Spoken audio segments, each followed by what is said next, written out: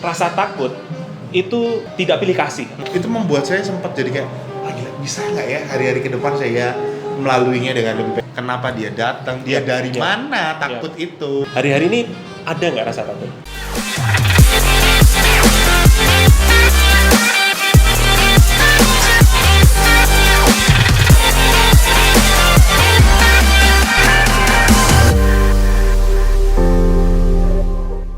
Ini menarik ya, karena kalau kita ngomong kegagalan itu kan kerasa banget. Somehow kadang-kadang tantangan kita hari-hari ini, kita tuh belum tentu menghadapi kegagalan.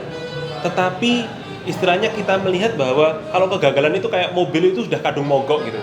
Nah, kalau dari aku, mobil itu walaupun dia belum mogok, somehow kadang-kadang dia tuh perlu di-maintain, perlu di-servis supaya dia tetap dalam kondisi prima untuk dia bisa mencapai kecepatan yang seharusnya.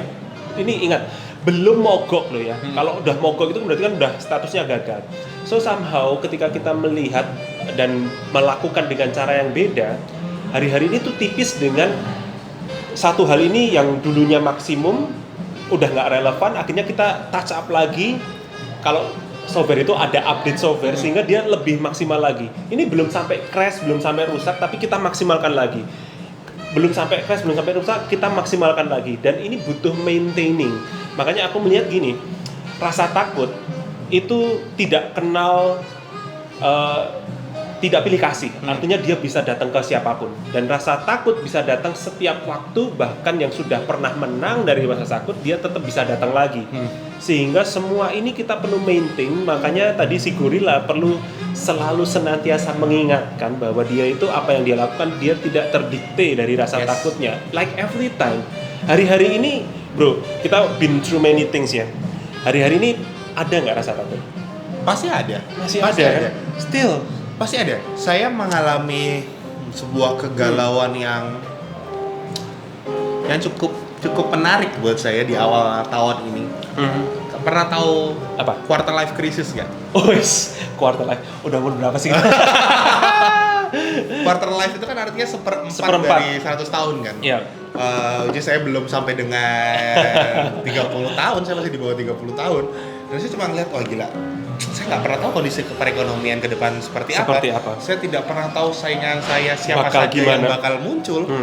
Saya melihat bahwa bisa jadi saya terbatas ini itu dan lain sebagainya. Apakah saya mampu melalui hari-hari ke depan? Apa saja yang perlu di-adjust lagi dalam hidup saya, di-adjust lebih lagi dalam hidup saya?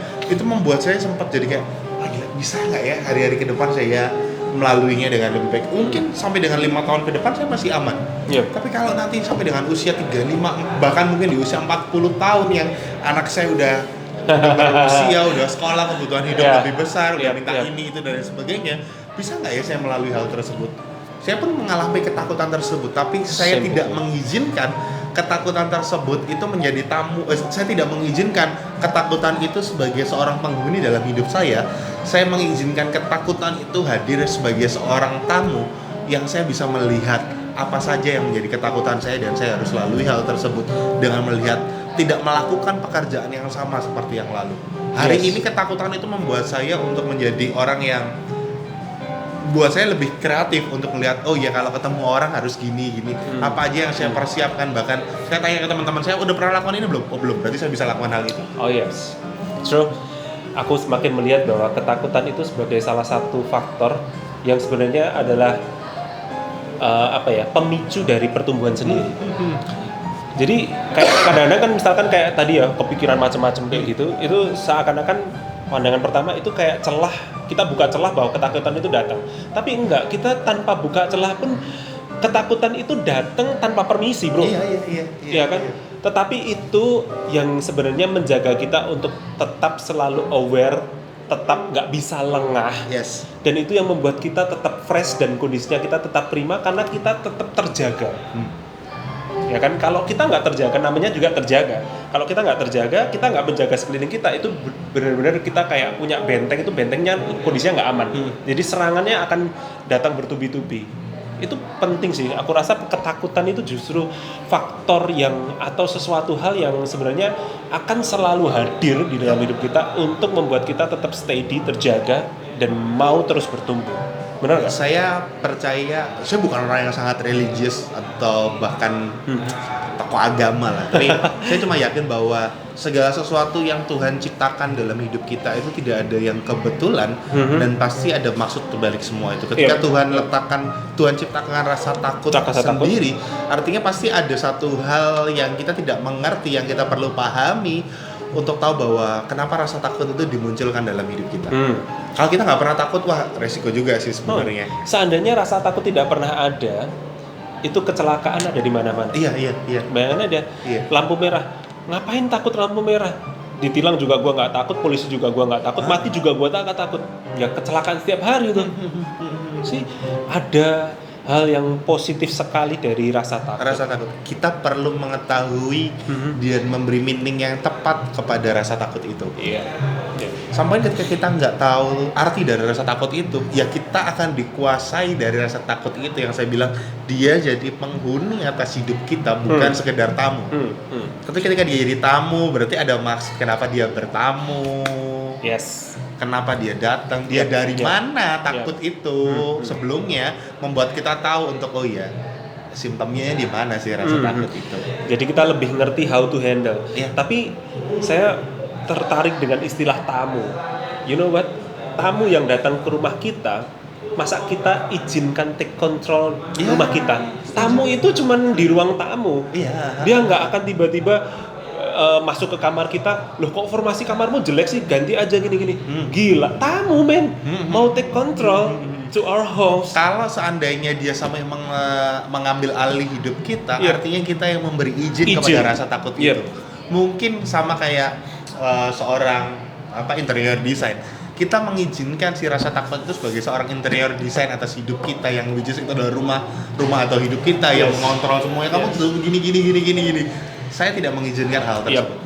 Jadi gitu, tentu saja kita sepakat bahwa kita tidak mengizinkan rasa takut itu menjadi seorang desainer atas hidup kita.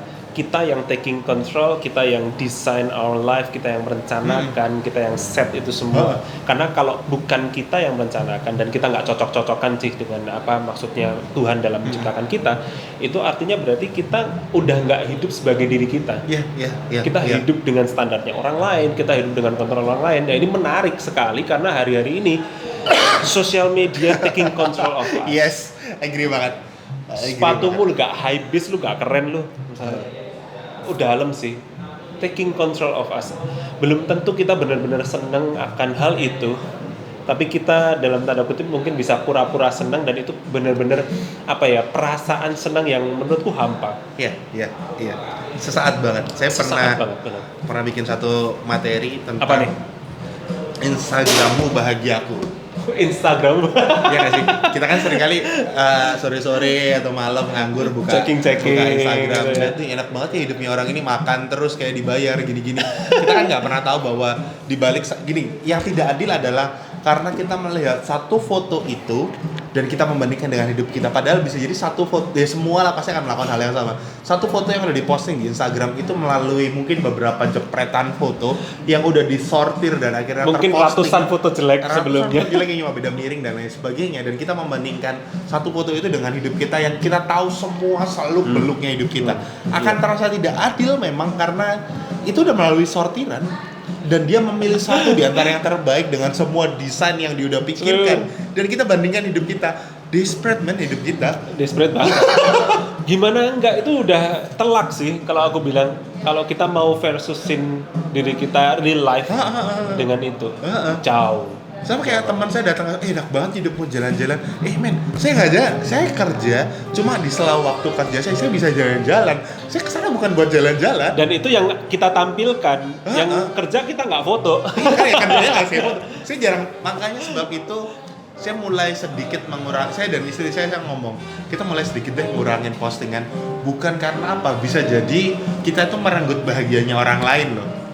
Iya, true. Bisa tampilkan banget. apa yang memang perlu kita tampilkan dan secukupnya saja.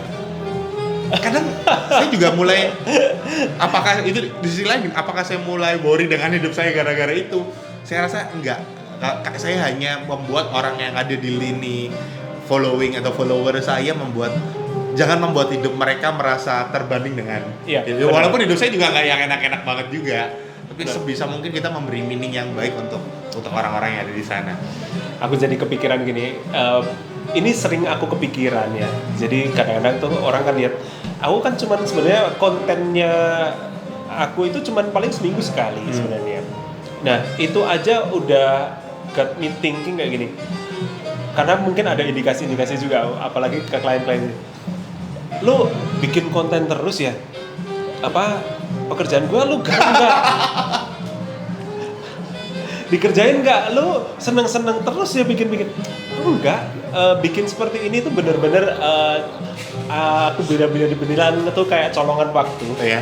Tapi memang kita juga mau nggak mau harus komit untuk waktu. Kayak misalkan dengan Bro Wegi ini kita janjian loh. Kita bahkan janjian udah lama banget baru terwujud sekarang gitu loh. Dan nggak ya, tapi menurutku juga kadang-kadang nggak fair juga kalau orang merasa bahwa lihat Frankie YouTubean terus gitu terus nggak kerja. Nggak gitu sungguhan, ini nggak terlihat seperti gitulah, walaupun terlihat gitu ya, tapi actually nggak gitu banget lah. Kita tetap kerja ya. Saya yakin di balik setiap karya yang mungkin Bro Frankie buat itu ada produktivitas yang harus, ya orang kan nggak harus terlihat terlalu sibuk kan, yang penting adalah produktif.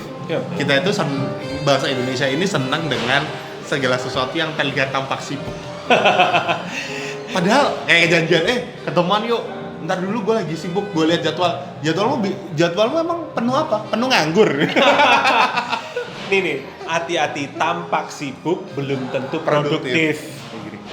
Dan banyak orang yang memutuskan pingin terlihat sibuk, so the boss can say, wah rajin ya anak buah gue. Tapi at the end, itu jauh nggak ada resultnya. Kan kita harus mengukur segala sesuatu yang ada itu dari produktivitas dan resultnya. Jangan-jangan kesibukan kita tidak menghasilkan apa-apa. Yang artinya itu bukan sibuk. Oh ya kan? Itu hanya menyibukkan diri aja. Kita senang terlihat sibuk. Saya sih nggak senang mulai ini. Saya lebih senang terlihat produktif. Saya bisa masih main dengan anak saya bisa nonton bareng istri saya bisa keluar hangout bahkan ngopi kayak gini dengan beberapa teman-teman saya. Tapi di sisi lain saya masih bisa mengerjakan hal-hal esensial yang ada resultnya di endingnya. Sayangnya kalau sibuk tapi nggak ada resultnya. Iya. Dan kalau orang bilang kadang-kadang gini, ngomong-ngomong kayak gini resultnya apa sih? Bagi aku kayak gini tuh quality talk. Quality talk. Nggak sadar kita dari tadi tuh sebenarnya dihantui oleh di depan sana kita punya timer teman-teman. Nggak kerasa loh udah. Nggak kerasa udah 48 menit. Kayak baru-baru aja deh. It's crazy gitu kan. I think kalau Deddy Corbuzier punya konten kayak gini dibagi 2 deh. To be continue gitu ya. Udah bagus tuh. Padahal ini kita merasa satu sesi kita rasanya masih pendek banget. Masih pendek banget. Tadi kita ngobrol apa ya? Dulu kita ngalir aja nih. Pasti karena kita sempat ngobrol dulu tuh lebih dari 4 jam kali ya. Lebih dari 4 jam. Dan sebenarnya dari 4 jam itu kita bukan merasa sok gimana atau ini materi gimana, tapi kita sangat yakin bahwa ada several part dari conversation kita yang somehow kalau pada waktu yang tepat ada teman-teman yang pas denger dan kok relate ya sama recent condition gua yang mungkin perlu gini dan gitu. Kita nggak pernah tahu juga, tapi kita akan happy kalau apa yang kita bicarakan ternyata juga ada gunanya buat teman-teman yang mungkin nggak sengaja nonton tayangan ini ya. Iya, setuju. Saya yakin bahwa Bro Frankie pun akan menyadari hal yang sama. Segala sesuatunya itu tidak akan menjadi beban ketika kita tidak berpikir bahwa kita yang akan menuai. Kita menabur dan orang lain yang menuai, it's okay karena itu bagiannya dia. Yang kita pikirkan adalah ketika kita tidak pernah menabur dan berharap ada yang dituai, itu yang jadi masalah sebenarnya. Ini juga salah satu conversation seperti ini itu juga menurut aku salah satu ekspresi sesuatu yang kita keluarkan karena kita tahu kita ada sesuatu memang dari dalam kita yang memang somehow memang kita perlu keluarkan. Dan I don't know ya, perasaan aku bisa ngomong-ngomong kayak gini itu aku happy. Aku nggak tahu kamu gimana bro? I feel recharged. Iya recharge. Kita tuh saling nguatin dengan pembicaraan seperti ini ya. Somehow kadang-kadang walaupun nggak dalam kondisi direkam pun, ini makanya aku bilang sincerity-nya kita Jadi walaupun kita nggak direkam gini, pembicaraan kayak gini itu sehari-harinya kita. Bener nggak bro? Daily banget. Iya, daily banget. Daily Kita banget. saling tukar pikiran, recent kondisinya gimana, kita bisa saling nguatin. Bahkan kapan lalu ketika ketemu tiba-tiba aku diajakin main point of view gitu. Gila, itu relate banget sama apa yang aku punya. Tapi itu juga bukan kita setting, itu just come up naturally gitu lah ya. Dan Terkadang yang natural itu related dengan kebutuhan kita sih. Iya.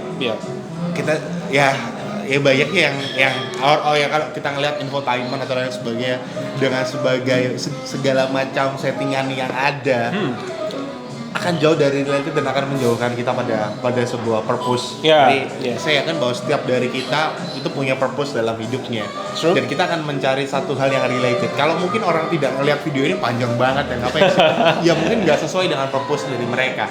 Tapi saya yakin ada orang-orang setia yang ngeliatin video yang berfranky sampai dengan ending karena sangat related dengan kebutuhannya mereka. Yes. Ini kalau teman-teman masih nonton sampai di detik ini, itu pun keren banget sih. Kita well appreciate 1 menit. Itu something banget bagi kita. Well appreciate kan. So, I think untuk yang kali ini kita sudahi dulu. Iya, keren banget. Daripada lu pada muak sama kita.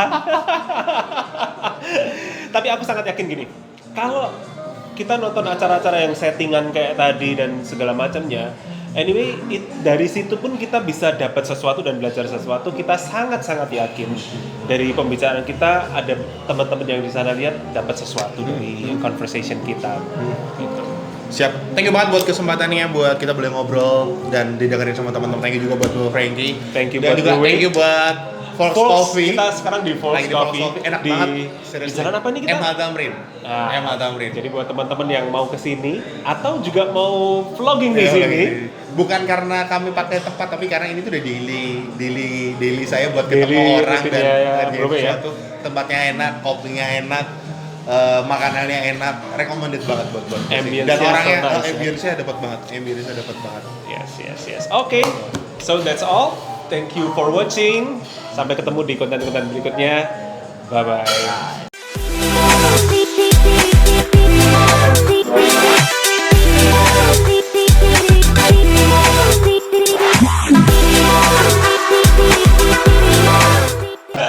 Gila, gak kerasa ya, 3 menit nih. Gila, aku tuh dari tadi tuh ya udah di menit 20 pengen tak stop tapi kok nggak tega. 30 pengen tak stop. Sorry, nggak tahu loh. Bukan nggak teganya, bukan nggak tega ke lu, bro. Tapi nggak tega karena aduh lagi asik nih. Nggak maksud. Ini nggak kerasa loh. Aku pikir wah ini ngobrol apa ya? Ntar ini kan ngobrol, ini ngetik apa? Unplanned kan?